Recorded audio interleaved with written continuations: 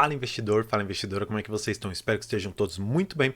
E é isso mesmo, eu vou trazer para vocês aqui uma empresa que existe um potencial de subir mais de 650% apenas em 2023. E claro, essa daqui não é uma promessa de que essa rentabilidade efetivamente vai acontecer. Na verdade, eu vou trazer aqui projeções de especialistas e vou explicar exatamente do porquê que existe toda uma ideia por detrás dessa empresa, existe toda uma expectativa que pode ou não se concretizar a depender de algumas perspectivas que nós iremos verificar no segundo trimestre de 2023. Então, se você quer saber que empresa é essa, fica comigo para logo após ver. Então, vamos para o vídeo. Bem, e nesse vídeo aqui nós vamos falar da Sequoia. É uma empresa que ela não é tão conhecida assim em bolsa. Na verdade, pouquíssimas pessoas conhecem e, na verdade, algumas poucas conhecem por conta do Fundo Alaska. Lá do Breda, que nós conhecemos tanto, do Luiz Alves, eles tinham uma posição relevante em Sequoia. No entanto, eles se desfizeram dessa posição por conta de, num período bem específico, o fundo ter precisado fazer alguns resgates para fazer frente ali a alguns investidores que estavam resgatando valores do fundo. Aí, para isso, o próprio Alaska ele tem que se desfazer das ações ou se desfazer de algum ativo que ele tenha lá, e no caso foi a Sequoia, que foi muito ali próximo quando ela conseguiu alcançar os seus R$ 30. Muitas pessoas naquele oba-oba acabaram entrando no IPO, acabaram acreditando talvez uma expectativa muito grande através dessa empresa e acabaram caindo numa certa falácia de que ela iria subir ao infinito, que uma empresa dessa ela valeria muitos e muitos bilhões em bolsa.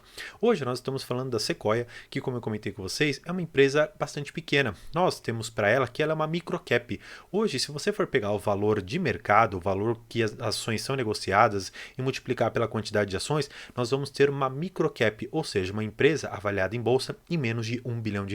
Tá bom, André, já que é uma empresa que ela não é tão conhecida em bolsa, vamos lá, o que ela faz?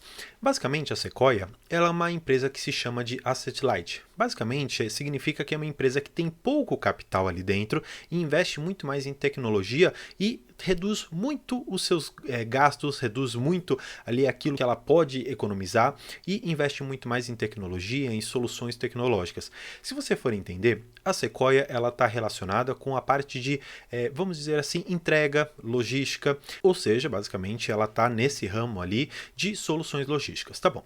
Quando a gente entende isso, a gente pode separar duas grandes frentes aqui na logística. Temos efetivamente aquelas pessoas que levam e tem aquela empresa transportadora e existe a Sequoia. A Sequoia ela é um misto entre esses dois. Por quê? Ela aposta muito mais em estabelecer uma solução logística boa e aposta em ter poucas frotas. Exatamente por isso que ela tenta otimizar os gastos aqui que ela tem e os custos que ela tem para que ela consiga, num único trajeto, fazer o máximo de entregas e oferecer uma solução logística interessante. Só que o que acontece? Empresas desse tipo, assim como outras tantas relacionadas a Asset Light, elas estão muito locadas, vamos dizer assim, na parte de empresas de tecnologia. Ou seja, são empresas que, quando você percebe ali o fluxo de caixa, a gente fica muito preso àquela ideia de que, olha, daqui um tempo vai gerar caixa, daqui um tempo vai acontecer determinada coisa, sempre fica numa promessa. Claro, empresas de tecnologia, quando acontecem efetivamente aquilo que ela se programou, elas explodem em bolsa e isso é relativamente normal de acontecer. Tanto é que uma das empresas que lá atrás era extremamente tecnológica e que acabou mudando um pouquinho esse viés que ela tinha era a Magazine Luiza, porque ela investia muito no digital, ela investia muito na parte ali, no ecossistema digital que ela tinha e exatamente por isso que as suas ações decolaram em bolsa de valores. Se você for pegar outras tantas empresas relacionadas à tecnologia com uma certa produção por detrás, vamos pegar Nvidia no exterior, que nesses últimos tempos teve a sua cotação quase que dobrando em poucos dias, em talvez poucos meses, vamos dizer assim, porque houve uma certa ideia de que a tecnologia e a inteligência artificial iria necessitar muito daquele produto. Exatamente por isso, quando nós vamos ver o preço sobre lucro, ou o famoso PL, a gente consegue ver que essas empresas elas estão negociadas a 10, 15, 20, 30 vezes o seu PL. Por quê? O preço que é projetado em cima do lucro que ela está gerando hoje é realmente muito alto, porque a gente está imaginando que no futuro essa empresa ela vai conseguir trazer de volta para nós, acionistas, o retorno que ela tanto prometeu. E exatamente essa é a ideia hoje de Sequoia. Ela é uma empresa relacionada ao ramo de tecnologia, claro, com um background de logística e que tem toda uma ideia de investir pouco capital e colher muitos valores ali dentro. Mas, como uma empresa de tecnologia, ela coloca tudo em xeque que, se der errado, não vai ter o lucro que ela esperou. Mas, se porventura der certo, ela pode ter um lucro astronômico com as suas operações. Tá bom, mas vamos dar uma olhada um pouquinho aqui nas receitas dela e eu quero analisar com você os resultados do primeiro trimestre. Não individualmente cada número, eu quero só mostrar para você algumas coisas muito interessantes que você precisa saber antes de investir nessa empresa. Por quê? Uma promessa de lucro eu jamais farei para vocês aqui. Quero apenas mostrar que existe sim o potencial de essa empresa ela decolar na bolsa de valores. Claro, talvez ela não consiga entregar os 600% numa única tacada, porque quase que dito aqui na bolsa, um jargão aqui, que a bolsa ela sobe caindo. Então, vai ter um dia que ela vai subir 5%, um outro dia cair 4%, outro dia subir 10%, outro dia cair 20%, depois subir 30% e por aí vai indo, fica sempre nessa oscilação. Mas o que você precisa saber? Olha só, eles colocaram aqui para nós algumas informações que são extremamente importantes de você saber.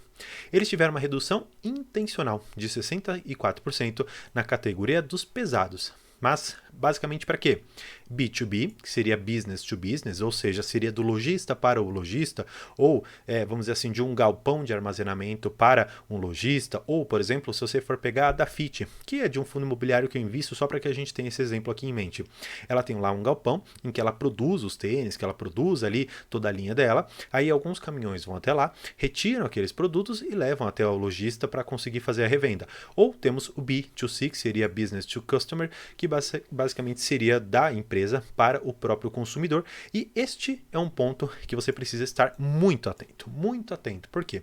Aqui, quando nós estamos falando do B2C, basicamente estamos falando muito do e-commerce, que evoluiu muito na pandemia, houve ali um certo gargalo, porque as empresas, os galpões, enfim, ninguém estava preparado com questões também de infraestrutura, logística e até produtos armazenados para fazer frente ao que foi a pandemia. Mas claro, passado isso, algumas tantas empresas se reinventaram e hoje o e-commerce ele ficou muito saturado em algumas empresas que tentaram investir nesse setor. Claro, não vai deixar de existir, na verdade é uma realidade e permanecerá sempre crescendo, no entanto muitas empresas começaram a entrar nisso aqui. E o que eles fizeram?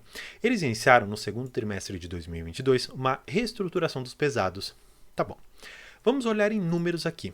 Eles disseram que houve uma queda na receita. Essa receita, basicamente, ela era antigamente de 357 milhões e teve uma redução significativa aqui de 64%, caindo para apenas 50 milhões. Ou seja, se falarmos efetivamente no que aconteceu nessa empresa, ela saiu ali de 134 milhões de receita bruta apenas com os pesados e ficou em 50 milhões. Tá bom. É uma redução bastante significativa, mas não dá para simplesmente pegar a empresa e julgar que ela está fazendo mau negócio. Por quê? Ela coloca aqui nos relatórios o porquê que ela fez isso. Primeira coisa, ela disse aqui para gente que houve uma deterioração geral no e-commerce no país. Isso aqui eu já acho um pouco estranho, porque é o seguinte, por mais que tenha havido realmente uma deterioração na economia no geral, nós pudemos perceber que a inflação nesse período todo, ela consumiu muito mais os serviços do que o produto. Melhorando um pouquinho isso aqui para ficar um pouco mais fácil de entender. Você deixou, por exemplo, de contratar uma empresa, você deixou de contratar algum serviço, você deixou de contratar, por exemplo, a Netflix, você deixou de contratar um pedreiro para fazer alguma coisa na sua casa, mas você não deixou de consumir. Na verdade, o e-commerce ele trouxe um consumo até muito maior. Aqui eles dizem que houve uma queda significativa de 29% no volume e 13% em faturamento no primeiro trimestre aqui de 2023, muito puxado por essa questão que eu particularmente não concordo, que é uma deterioração geral no e-commerce, porque eu não acredito que houve uma deterioração nesse ponto. Até porque, como eu comentei com vocês, houve uma deterioração de serviços e não de produtos, e a Sequoia ela faz a logística, pelo menos a parte tecnológica e um pouco ali manual da própria logística. Além disso, eles disseram que houve uma forte base de comparação com o primeiro trimestre de 2022, que foi muito bom. Quando você pega algumas outras questões aqui que eles trouxeram para nós, olha só que interessante. Uma contratação de margem, custos fixos ainda elevados e ociosidade de rota e bases, desmobilização em andamento por conta daquele projeto de reestruturação de bases. Ou seja, nós temos aqui uma situação muito ruim e peculiar para essa empresa. Por quê? Quando você tem equipamentos parados, os equipamentos eles não são simplesmente coisas que vão deixar de dar, por exemplo, um determinado gasto. Na verdade, pensa num caminhão. Ele tem o custo do IPVA, ele tem o custo da manutenção e, de certa maneira, você não colocar o caminhão ali para rodar, você não está trazendo receita para dentro da empresa. E isso é extremamente prejudicial, porque no momento que você tem um passivo, que é o próprio caminhão, que gera com ele mesmo um outro passivo, que é o IPVA, a manutenção e tudo mais, e não está trazendo um ativo, ou seja, uma receita para dentro da empresa, você está penalizando aqueles ativos que estão produzindo para você. Ou seja, um caminhão ele vai ter que produzir por dois, ou seja, ele vai ter que operar por dois, por conta de um determinado um ou outro caminhão maior, como é o caso aqui, estar parado. Então, imagina que situação complicadíssima para essa empresa. Agora, olha só o que eles colocam aqui para nós, a questão da pressão do capital de giro. Eu acho que é muito interessante você entender essa questão da pressão do capital de giro com o caso Americanas, e eles relataram muito bem isso aqui para vocês. E eles relataram essa questão de uma forma muito clara aqui com o risco sacado. Olha só que slide interessante que eles fizeram. Basicamente, para que você que não entende o que é o risco sacado, eu vou te explicar. Pensa, por exemplo, no caso Americanas. Americanas, ela vai lá no produtor ali dos Kit Kats. E ela fala o seguinte: olha, eu quero que você me dê tantos e quantas caixas aqui, e eu vou fazer o seguinte, eu vou pedir para um banco te pagar. E ele vai te pagar tudo na hora, tá bom. Só que eu, Americanas, eu vou pagar esse valor aqui para o banco X, banco Y, em parcelas. Ou seja, eu tenho um certo tempo para que eu consiga vender todas aquelas caixas de Kit Kat e fazer frente àquele débito. Ou seja, eu não preciso ter o valor cheio de imediato, eu posso parcelar esse valor cheio e basicamente isso aqui é o risco sacado. O que acontece aqui na Sequoia? O risco sacado era muito importante para ela, porque ela basicamente pegava a questão de infraestrutura, ela conseguia, de uma certa maneira, parcelar esse valor todo no tempo, não ter que fazer nenhum pagamento imediato, não ter que despender nenhum dinheiro, mas os bancos eles fecharam particularmente a mão para qualquer tipo de risco sacado em que houvesse empresas do outro lado com uma questão de capital bastante complicada, e exatamente é o caso aqui da Sequoia, como nós veremos. E se você for perceber, olha só o que aconteceu. No quarto tri de 22, havia 141 milhões na questão de risco sacado, ou seja, dinheiro efetivamente que estava vindo para a empresa. Depois, no primeiro tri de 23, reduziu para 105 e nos 5 meses de 2023 reduziu para 55 milhões. Ou seja, nós tivemos uma queda muito grande aqui dentro. Eu particularmente enxergo uma queda aqui de 60% e isso é muito preocupante para nós. Por quê?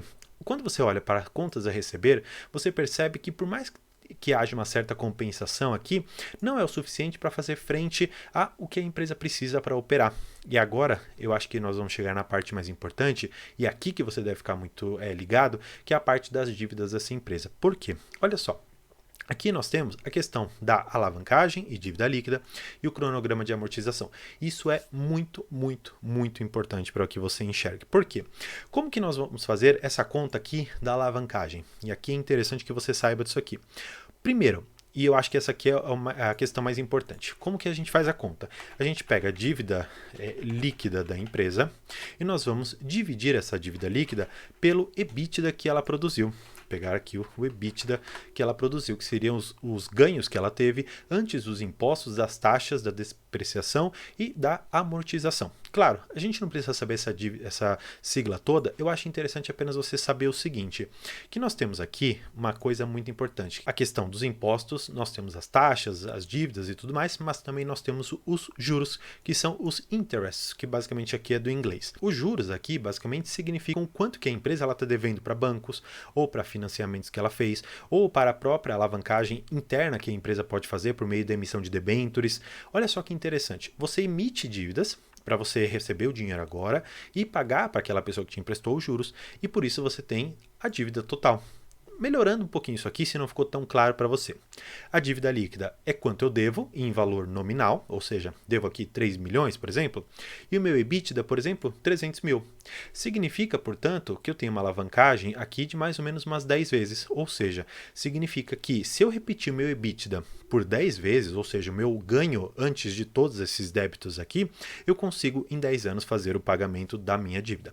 O que acontece? Hoje eles colocam aqui que eles conseguem fazer o pagamento em 3,3 anos.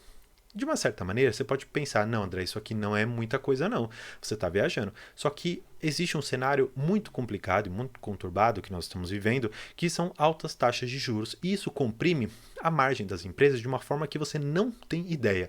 Eu fiz análise do fluxo de caixa de algumas outras empresas para um estudo meu, e eu pude perceber que 1%, 2% a mais que você coloca numa taxa de juros, colocando isso aqui num prazo de 5 anos, faz um estrago tão grande no caixa de empresas que tem margens pequenas, como é o caso da Sequoia, Via Varejo, Magazine Luiza, enfim, empresas desse ramo, que acabam afetando muito o seu lucro líquido. E o que você consegue enxergar aqui? Olha, eles falaram lá atrás que eles estão fazendo um projeto de reestruturação e desmobilização, ou seja, havia alguns galpões lá que não estavam rendendo muito bem, porque eles decidiram tirar clientes não tão rentáveis, então eles pararam. Caminhões pesados eles também reduziram, ou seja, essa dívida líquida aqui, pode ser que ela não tenha aumentado tanto assim como a gente poderia imaginar. Só que quando você pega a questão do EBITDA, você vai enxergar que essa alavancagem ela é muito prejudicial. Por quê? Nós temos uma taxa de juros muito alta, que nós sabemos que está na casa dos 13,75%, e nós sabemos que o EBITDA dessa empresa, por outro lado, ele anda caindo. Por quê? Não só a reestruturação tem sido muito penalizadora aqui para essa empresa, no sentido de que os caminhões pesados não estão operando, e como eu comentei com vocês, isso se torna de uma certa maneira um passivo. E nós temos também a questão de que as altas taxas de juros, elas comprimem a lucratividade das empresas, fazendo com que, obviamente, ela não consiga ter, como ela precisa, do capital de giro para operar de forma tranquila e calma. Afinal de contas, como eu comentei, eu acho muito importante lembrar, é uma empresa asset light, ou seja, uma empresa que tem pouco capital para operar e investe muito mais na questão tecnológica.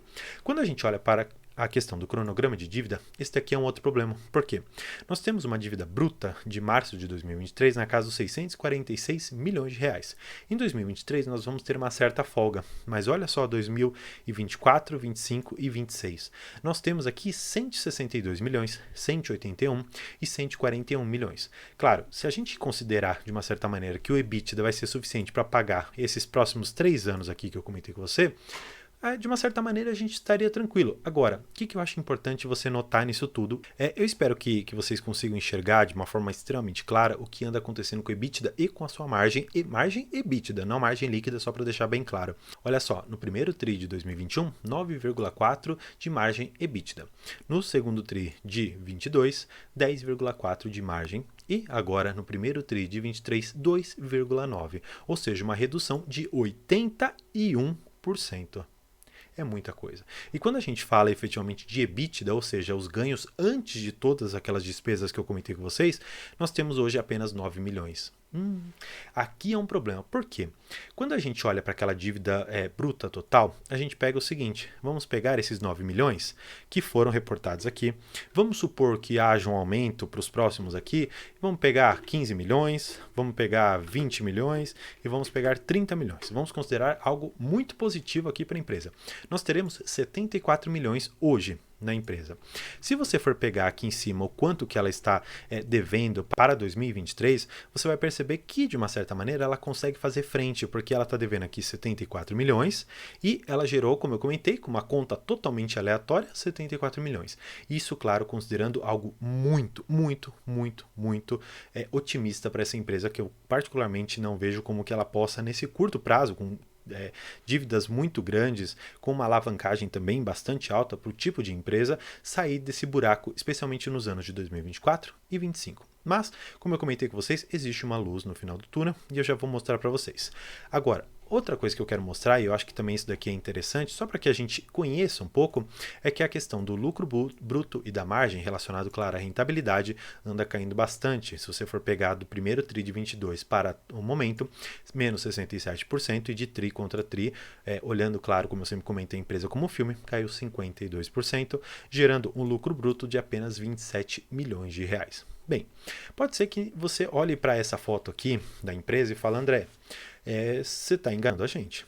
porque como que uma empresa dessa ela vai conseguir sair desse buraco aqui que ela está? Aqui eu quero trazer vocês para uma mensagem da própria administração e basicamente eles comentam algo muito interessante do que eles estão fazendo. Afinal de contas, eles não estão parados em relação a essa situação toda. Por quê? Olha só que interessante o que eles colocam aqui, o que eles estão fazendo. Vamos ler cautelosamente cada uma dessas frases aqui. A iniciativa mais relevante para a recuperação da rentabilidade do projeto de reestruturação de pesados, com ele vamos focar nos segmentos de maior rentabilidade e melhor ciclo de caixa, nos quais a companhia tem mais expertise, ou seja, no que ela melhor atua. Além disso, esperamos gerar economias na ordem de 8 milhões por mês. Ou seja, estamos falando aqui de algo muito significativo, porque se considerarmos só essa economia aqui, basicamente a empresa ela já vai conseguir gerar trimestre a trimestre 24 milhões a mais, no mínimo aqui. Ou seja, estamos falando de dados muito interessantes e mais otimistas daqueles que eu havia comentado. Advindas de despesa de folha nas bases de desmobilização, além de aluguel, tecnologias e projetos. Lembra que eu comentei com vocês que esse projeto de reestruturação de pesados, ele envolve sair de algumas regiões? Exatamente pelo fato de sair de algumas regiões, ele está desmobilizando, ou seja, tirando aqueles bens, sejam móveis ou imóveis que estavam lá e que de uma certa maneira eram passivos para a empresa, ou seja, causavam dívidas e despesas, junto com questão de aluguel, tecnologia, projetos e outras tantas coisas que havia na região para atender uma demanda talvez não tão boa e que não geravam um fluxo de caixa interessante e até poderiam ficar 0 a 0 ou quem sabe até mesmo no prejuízo, como a empresa mostrou nesses últimos tempos. E aí eu acho interessante o quê? Esses ganhos devem se materializar quando? No segundo semestre de 2023. Por isso que eu comento com vocês aqui que é interessante você ficar posicionado em empresas que têm um upside muito grande quando se relacionam com tecnologia. Por quê? Quando elas conseguem reduzir muito as suas despesas, ou seja, já que elas não têm um capital tão grande assim, elas conseguem trazer uma lucratividade quase que explosiva para dentro. Se você for pegar a questão da redução que eles colocam aqui, eles mostram isso de uma forma muito interessante. Olha só que legal. Com todas essas mudanças aqui, olha só na linha do EBITDA, o que pode acontecer se eles conseguirem fazer tudo isso. Eles saem de um EBITDA ajustado de 11 milhões negativos para 18 milhões positivos, ou seja, nós estamos falando aqui de algo muito, muito grande para a empresa nesse curto período de tempo, apenas de um semestre para o outro. Talvez eles tenham conseguido fazer essa mudança toda que eles querem fazer na empresa. E claro, aqui no canal você pôde acompanhar toda essa questão relacionada com o investimento ou desinvestimento dessa empresa, no sentido de que eles saíram de uma determinada linha de negócios que não era tão interessante, pelo menos na visão deles, e hoje eles estão partindo para outros lugares. E claro, quando que nós teremos a sensação, ou pelo menos a comprovação, de que tudo isso efetivamente aconteceu? Quando os resultados do segundo trimestre, eles vierem efetivamente a público, que deve acontecer no máximo ali em agosto, ou talvez em setembro.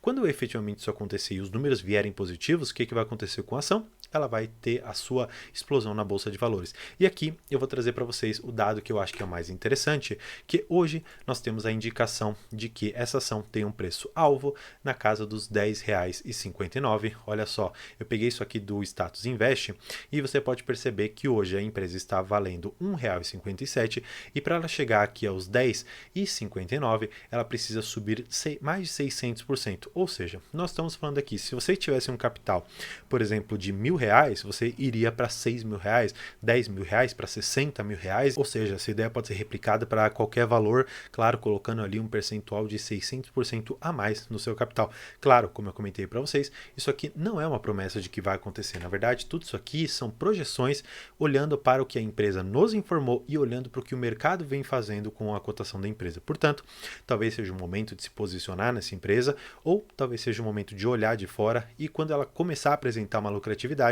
se posicionar, mesmo que isso custe pagar um pouquinho mais caro. Eu, particularmente, ainda fico de fora, mas deixo aqui essa dica de estudo para você. Então, não se esqueça de se inscrever aqui no canal. Nos comentários também tem o grupo no meu WhatsApp para que a gente possa conversar, num grupo em que eu estabeleço uma conversa muito franca com você sobre todos os ativos em bolsa de valores, formas de investimento e todos os temas relacionados com finanças. Então, espero que tenha gostado. Por hoje é isso e